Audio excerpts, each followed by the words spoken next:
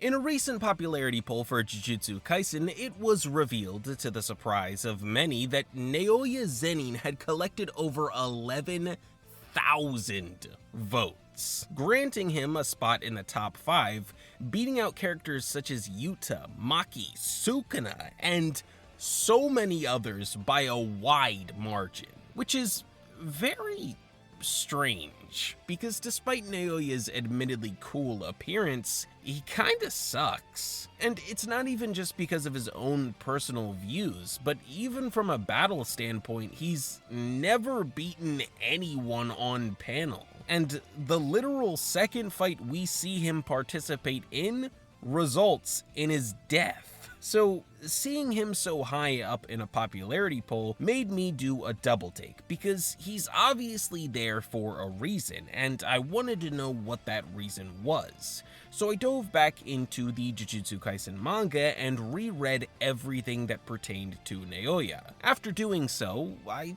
think I sort of understand. Not 11,000 votes top 5 understand, but I do get why people have a liking for this character, and in this video I'll do my best to explain why someone so, for lack of a better term, pathetic has garnered so much of an audience that likes him. But before that happens, and speaking of liking, make sure to drop a like on this video. Now back to the topic at hand.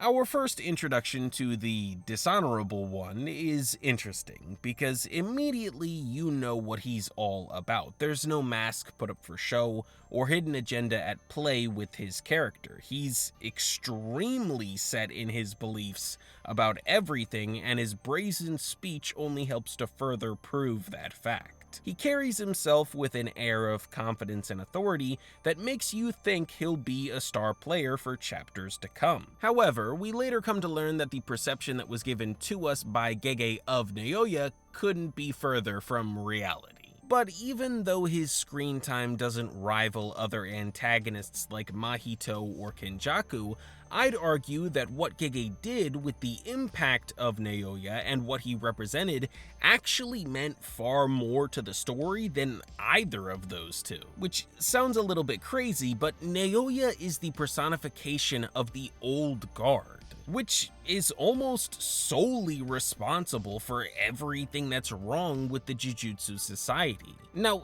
to break this down further, I'm going to split up Naoya's character into 2 separate points and explain how they mirror the glaring problems the Jujutsu world has. The first one being change, or lack thereof in this case, since as mentioned before, Naoya is a character dead set in his ways, and through becoming the head of the Zenin clan, hopes to exact the ideals of his own sedentism upon the clan, which funnily enough were actually given to him by the clan itself.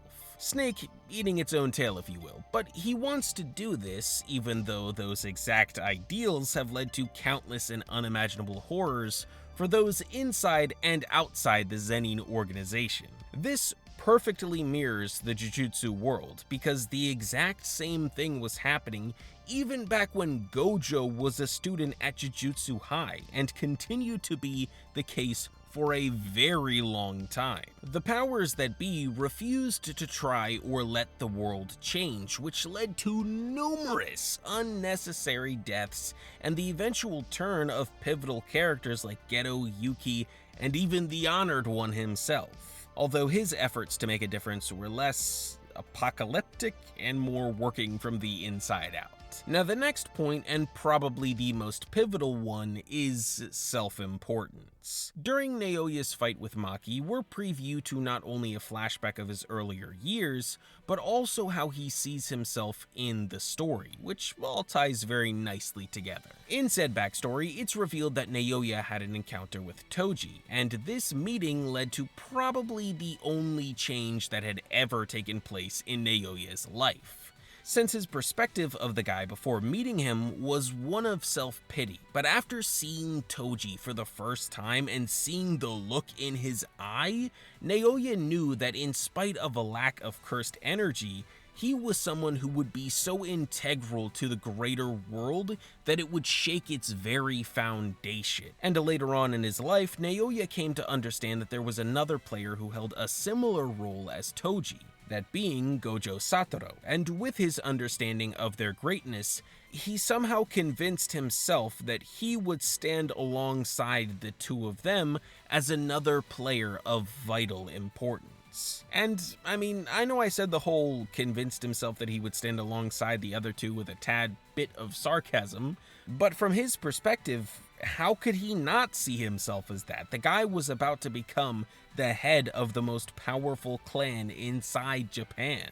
And after gaining this understanding, it becomes abundantly clear during his bout with Maki why he holds so much disdain for her. It's because, whether he wants to admit it or not, subconsciously, Naoya knows that self-importance is all for naught, seeing as Maki is the one he thought himself to be. She's the one that's important, not him. In a very similar way, the higher-ups of the Jujutsu world view themselves to be figures of extreme importance, and while in some areas that may be true, they also wildly overestimate their own worth. And the vital players within the world recognized that, even if the higher-ups couldn't or didn't want to, which is why, in the end, they all ended up being slaughtered by someone far more important than them. And coincidentally enough, both the higher-ups of the Jujutsu world and Naoya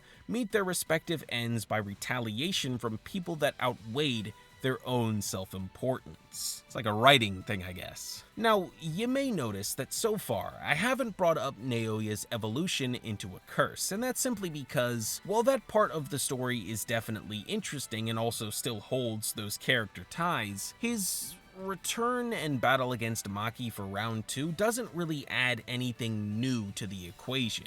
At least for him. Maki gets a full circle moment and then finally becomes that super important character that she's supposed to be. But yeah, outside of that, it's kinda meh for me. There's also quite a bit of plot convenience in that whole fight, so it's kinda just best to skip over it entirely. In conclusion though, I think the reason as to why so many people seem to like Naoya is because he is a physical representation of everything wrong with the way the Jujutsu world is run. And the way that Gege writes him and ties him into that role for the story is really well done. It's extremely satisfying to see this dude get knocked down a peg not once, but twice. And, like it or not, his perspective and actions in the story lead to a particular character having some of the best development the series has ever seen.